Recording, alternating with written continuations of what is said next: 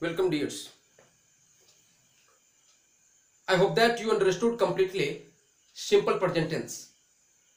We have already discussed on 6 structures of simple present tense. I have to discuss a special uses of simple present tense also.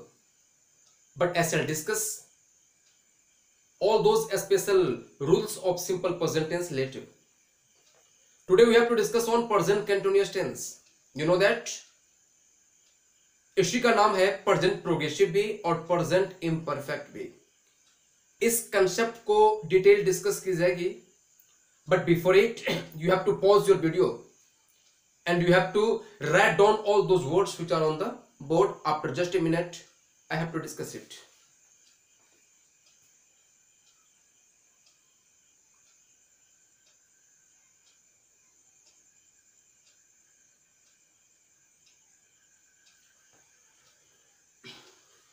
I hope that you have written. I want to say that it's so easy to understand or to define the concept present continuous tense. Present continuous tense. ये तीन word spontaneously. This will make its definition. जरा गौर करेंगे. We know that present continuous tense is the kind of present tense on the basis of action full, and we know action full से related जो भी tense होगा, in all those tenses verb will come only in the form of action. जरा गौर करेंगे, tense किसका form होता है? verb का, और यहां verb किसके फॉर्म में आएगा? action के फॉर्म में. Continuous is the concept which shows continue and present shows present time. वैसे आपको याद होगा, we have already discussed in all those kinds of present tense based on action full, simple present, present continuous, present perfect और present perfect continuous. इस चारों tense में दो concept common होगी. These are action and present time. Since these are the kind of present tense on the basis of action full, so verb किसके form में आएगा? action के फॉर्म में. और present tense क्या कहने तो क्या शो करेगा? present tense को. आप डेफिनेशन यदि देखे होंगे तो इसी तीन बात को डिस्कस की गई है, action, continue and present time. जरा गौर करेंगे.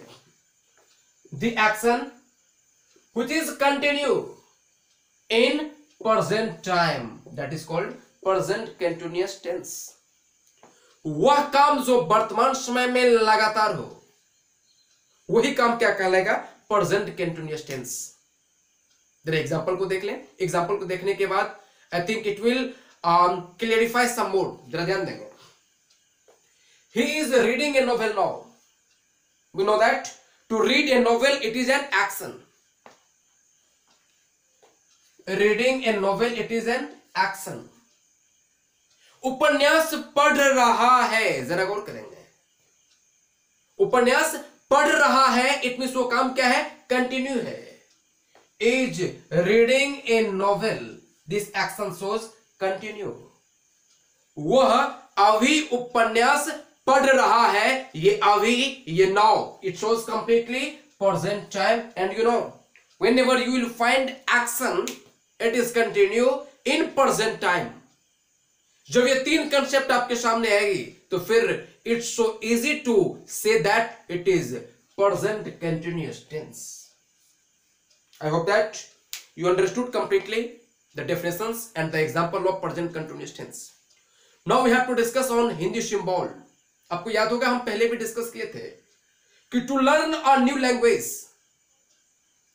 Eight first you have to make medium to such a language जिसकी जानकारी मुझे पहले से है.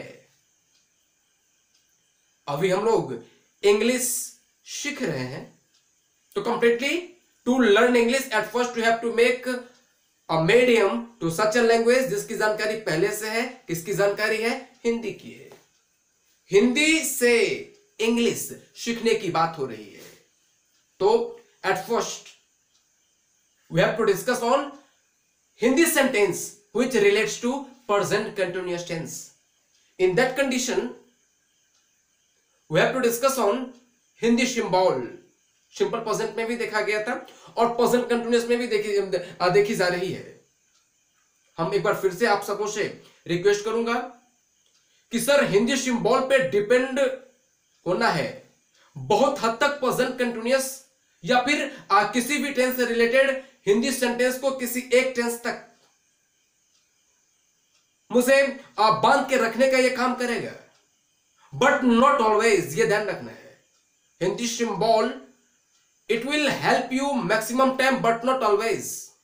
बहुत सारी ऐसे सेंटेंसेस होगी जो शायद हिंदी सिंबल को फॉलो नहीं करेगी, लेकिन वो टेंस होगा। हम स्पेशल यूज में चाहे सिंपल प्रेजेंट का हो या प्रेजेंट कंटिन्यूअस का हो या और भी किसी टेंस का हो, इन्हीं सारी बात पे आगे डिस्कस करेंगे इन स्पेशल यूज। सिंपल प्रेजेंट से रिलेटेड हिंदी सिंबल के बारे में डिस्कस किए थे, जब हिंदी वाक्य अंत में क्या होगा, ता है, ते है, ती है, ता हूं। और प्रेजेंट कंटिन्यूअस से रिलेटेड हिंदी वाक्य यदि आती है, बेसिकली बच्चे को बताया जाता है, तो आप वहां क्या देखेंगे, उस हिंदी वाक्य अंत में क्या होना चाहिए, रहा है, रहे हैं, रही है, रहा हूं। क्या लिखा गया है, in the last of the Hindi sentence should be, Hindi वाक्य अंत में होना चाहिए, क्या होना चाहिए, रहा है या रहे हैं या रही है या फिर रहा हूं। यहां है छूट गया था, जरा दे देंगे आप। हम लोग चाय पी रहे हैं, इस वाक्य अंत में रहे हैं, रहे हैं को देख के completely we can say it is present continuous tense. जब कभी भी किसी सेंटेंस को ट्रांसलेट करने की टाइम आती है, पहले भी डिस्कस की गई थी, in that condition we have to identify the tense of the sentence and the type of the sentence. इस वाक्य के अंत में रहे हैं देख के प्रेजेंट कंटिन्यूअस का पता चल गया। और जरा गौर करेंगे, हम लोग चाय पी रहे हैं, this sentence says something about हम लोग, और हम लोग इस वाक्य में क्या बन के आया है, सब्जेक्ट। तो आपको पता है कि जब वाक्य सब्जेक्ट के बारे में कुछ बताएगा, कुछ इंफॉर्मेशन देगी, इन that condition it will be called statement and statement will be called assertive. It means completely हम लोग चाय पी रहे हैं, ये प्रेजेंट कंटिन्यूअस टेंस हो गया और असर्टिव सेंटेंस हो गया। Now how should we translate this sentence into English? We shall discuss in the next class. आज का क्लास आप लोगों का यहीं तक रहेगा।